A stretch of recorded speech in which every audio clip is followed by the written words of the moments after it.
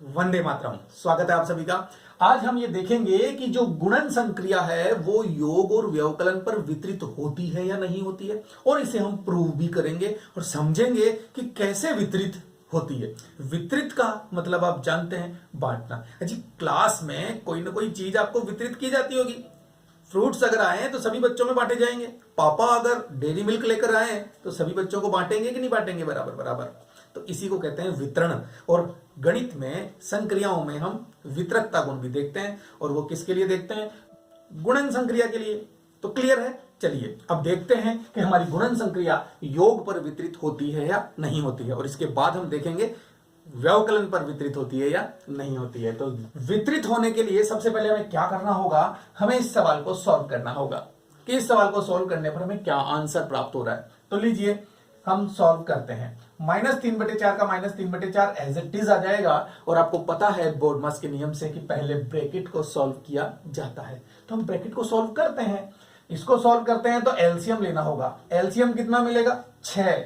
ये आप बहुत अच्छे से जानते हैं। 3 दूनी 6, और 6 में तो 6 का भाग जाता ही है। और वह छोटी से छोटी संख्या जो दी गई संख्याओं से विभाजित होती है एलसीएम कहलाती है। तो 3 और 6 से विभाजित होने वाली संख्या को हम एलसीएम कहेंगे, 3 और 6 का, और वो है 6।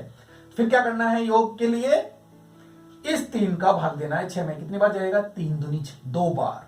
और 2 से इस 2 को गुणा करके हम यहां लिख देंगे 2 दूनी 4 प्लस ये लीजिए।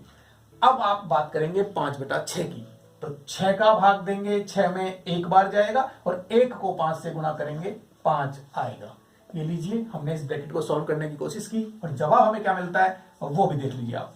माइनस का 3/4, और ब्रैकेट का मतलब है गुणा, और यहां मुझे जवाब मिल रहा है 5 और 4 9/6। अब इसको गुणा कैसे करूंगा? सिंपली ब्रैकेट हटा दीजिए और गुणा का चिन्ह लगा दीजिए, हो गया गुणा। गुणा करने के लिए हम ऊपर वाली संख्या को ऊपर वाली संख्या से गुणा करते हैं और नीचे वाली संख्या को नीचे वाली संख्या से गुणा करते हैं, और जवाब हमें प्राप्त हो जाता है।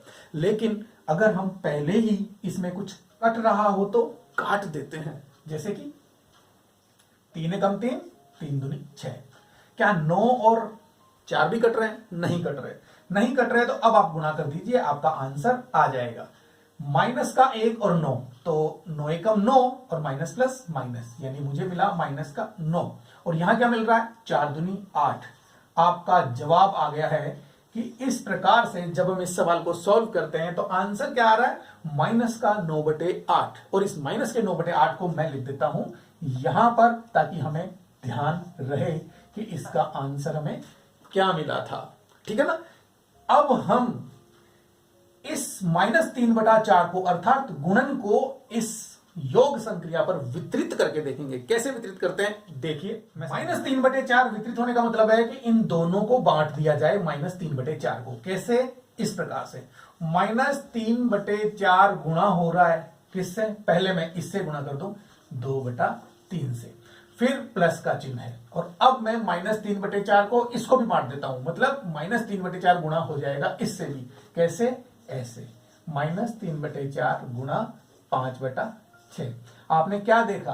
आपने ये देखा कि इन दोनों के साथ हमने -3/4 को बांट दिया है, वितरित कर दिया है। इसीलिए इस गुण को कहते हैं हम वितरकता। और वितरित किस पे किया है? योग पर। इसलिए गुणन योग पर वितरित होता है कि नहीं होता है? गुणन संक्रिया योग संक्रिया पर वितरित होती है या नहीं होती है, ये हम देख रहे हैं। तो लीजिए सॉल्व करते हैं और प्राप्त करते हैं आंसर। अगर हमारा आंसर यही है तो इसका मतलब क्या होगा कि गुणन संक्रिया योग संक्रिया पर वितरित होती है। तो लीजिए सॉल्व कीजिए। 3 एकम 3 और 3 एकम 3, तो जवाब क्या मिला? माइनस का 1/2,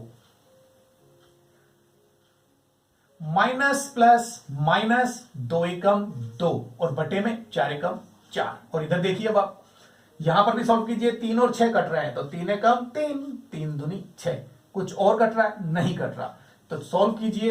एक माइनस को प्लस से गुणा किया तो माइनस, 5 एकम 5, 4 दूनी 8।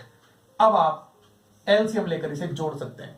एक बात का ध्यान रखिएगा, बहुत से बच्चे ये गड़बड़ करते हैं कि इस 3 से इस 3 को काट दें। ध्यान रखिए प्लस है। ये काटने का काम हम कब करते हैं? जब दो संख्याएं गुणा हो रही होती है तभी काटते हैं बस। जब उनके बीच में गुणा का चिन्ह है तो उन्हीं संख्याओं को आपस में काटा जा सकता है। मतलब मैं केवल इनको आपस में काट सकता हूं, इनसे इनको नहीं काट सकता और इनसे इनको नहीं काट सकता, और आप भी नहीं काट सकते हैं। मेरी ही बात नहीं है, कोई भी नहीं काट सकता है। केवल इन संख्याओं को आपस में हम काट सकते हैं। ऊपर वाली संख्या से नीचे वाली संख्या और नीचे वाली संख्या से ऊपर वाली संख्या ही कटती है। यानी किसी भी ऊपर वाली से किसी भी नीचे वाली संख्या को काट सकते हैं, हर किसी संख्या को नहीं काटा जाता। और काटने का मतलब क्या है? दोनों संख्याओं में एक ही संख्या का भाग देना, इसी को कहते हैं काटना। 3 एकम 3 और 3 दूनी 6, हमने दोनों में 3 का भाग दिया है, कट गया। और भी इस चीज को लेकर हम देखेंगे और समझेंगे, लेकिन अभी आप अपने पॉइंट पर आइए। अब हम इन दोनों को जोड़ते हैं, और जोड़ने के लिए हमें क्या लेना होगा? एलसीएम। और आपको दिख रहा होगा बहुत अच्छे से कि इसका एलसीएम हमें 8 प्राप्त होने वाला है। तो हमने एलसीएम लिख दिया और अब करते हैं योग। तो सबसे पहले इस भिन्न में इस 4 से भाग देंगे 8 में, तो 4 दूनी 8, 2 आया। उस 2 से इस -2 को गुणा करेंगे तो 2 दूनी 4, माइनस का प्लस। अब आप इस 8 का भाग देंगे तो 1 आएगा, 1 को 5 से गुणा करेंगे तो माइनस का 5। और सॉल्व कीजिए, ये माइनस का 4 है और ये प्लस माइनस माइनस, और ये मिला आपको 5, और ये आ गया बटे में 8। और इसे आप सॉल्व करेंगे तो आंसर क्या मिलेगा? दोनों चिन्ह एक जैसे इसलिए जोड़ देंगे, 5 और 4 9, बड़ी संख्या का चिन्ह माइनस लगा देंगे, और जो बटे में है वो तो एज इट इज लिख देंगे। आपका जवाब क्या आ रहा है? -9/8। देखिए पहला जवाब भी -9/8 ही था। तो आपने क्या देखा कि इस -3/4 को हमने इन दोनों के साथ वितरित कर दिया। इसका सिर्फ एक ही मतलब है कि गुणन संक्रिया योग संक्रिया पर वितरित होती है, क्योंकि वितरित करने के बाद जो आंसर प्राप्त हो रहा है वो नॉर्मल संख्या को सॉल्व करने पर आंसर प्राप्त हो रहा है उसके बिल्कुल समान है। इसलिए हम कहते हैं कि गुणन योग पर वितरित होता है। और इसका भी फायदा वही है। क्या फायदा? हमने देखा था कि हमारे क्रम विनिमयता, साहचर्यता और समवृत्ता, इन सब का उपयोग क्या है? इनका उपयोग करके हम कैलकुलेशन को आसान बनाते हैं, और इसके यूज से भी कैलकुलेशन आसान बनती है। इसलिए इसे सीखना बहुत जरूरी है। अब हम एक सवाल ले लेते हैं व्यवकलन का और देखते हैं कि गुणन संक्रिया व्यवकलन पर वितरित होती है या नहीं होती है। तो मैं इसी सवाल में चेंजेस करता हूं और हम सॉल्व करना शुरू करते हैं। ये लीजिए, मैंने प्लस की जगह माइनस लिख दिया और सवाल हो गया चेंज। अब हम देख सकते हैं कि गुणन संक्रिया व्यवकलन संक्रिया पर वितरित होती है या नहीं होती है। तो सॉल्व करते हैं सिंपली और देखते हैं आंसर क्या मिलता है। -3/4 एज इट इज रहेगा, और ब्रैकेट को सॉल्व करेंगे तो एलसीएम वही हमें 6 मिलने वाला है। 3 का भाग 6 में दूंगा तो 2 बार जाएगा, और 2 को 2 से गुणा करूंगा तो 4 आएगा। वही मैं लिख देता हूं, माइनस की जगह माइनस आएगा। और अब यहां क्या आएगा? 6 का भाग 6 में दीजिए, 1 आया। 1 को 5 से गुणा कीजिए, 5 एकम 5, और ये ब्रैकेट आपका है। जब गुणा करना है तो ब्रैकेट को हटा देंगे। तो ये लीजिए -3/4, ये गुणा, ब्रैकेट हटा के और सॉल्व करके लिखता हूं। मुझे क्या मिलेगा? 4 और 5 अलग अलग चिन्ह हैं, इसलिए ये माइनस हो जाएंगे। 5 में से 4 गया तो 1 आया, बड़ी संख्या का चिन्ह माइनस है इसलिए लगाया, और बटे 6 हमें ये प्राप्त हो गया। अब इसे आप सॉल्व कीजिए। गुणा है तो काट सकते हैं, 3 एकम 3, 3 दूनी 6, और कुछ नहीं कट रहा है। तो मुझे जवाब क्या मिल रहा है? माइनस को माइनस से गुणा करूंगा तो 1 × 1 तो 1 आया, लेकिन माइनस माइनस प्लस, यानी प्लस का 1, और 4 दूनी 8। मेरा आंसर क्या आया? 1/8। इस आंसर को हम पहले की तरह यहां पर लिख लेते हैं और चेक करते हैं कि गुणन संक्रिया व्यवकलन पर वितरित होती है या नहीं होती है। तो अब हम कैसे लिखेंगे? वितरित करके। तो पहले तो कर दूं इसे इरेज, और अब लिखते हैं हम वितरित करके। ये लीजिए, बराबर -3/4 को सबसे पहले वितरित करते हैं 2/3 के पास, और फिर -3/4 को वितरित करते हैं 5/6 के पास। फिर हमने -3/4 दोनों संख्याओं में बांट दिया। अब आप देखिए क्या होने वाला है। गुणा करते हैं, 3 एकम 3, 3 एकम 3, 2 एकम 2, 2 दूनी 4। अब आप इसे सॉल्व कर लीजिए। 1 एकम 1 प्लस माइनस माइनस का 1, और बटे में 2 एकम 2।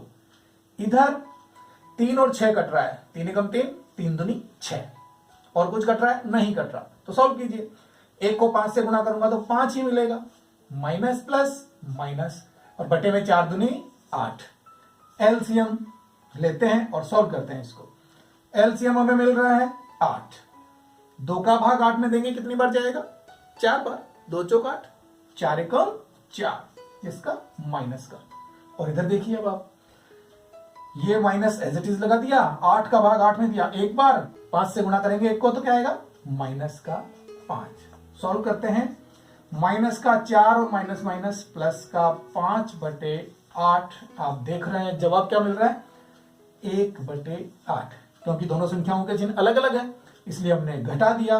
5 में से 4 घटाया तो 1 आया और बड़ी संख्या का चिन्ह प्लस लगाया। तो आपका आंसर है 1/8। और ये आंसर बिल्कुल सेम है, एक जैसा है। इसलिए हम ये कहते हैं कि गुणन संक्रिया व्यवकलन पर वितरित होती है। और हम ऐसे करके भी कैलकुलेट कर सकते हैं, यानी इस प्रकार से सीधा कैलकुलेट किया वैसे भी कर सकते हैं और ऐसे भी कर सकते हैं। जो हमें सरल लगे वो हम कर सकते हैं। और कैलकुलेशन में ये पावर आपके पास होनी जरूरी है, क्योंकि इस पावर का यूज करके आप अपने लक्ष्य तक पहुंच सकते हैं।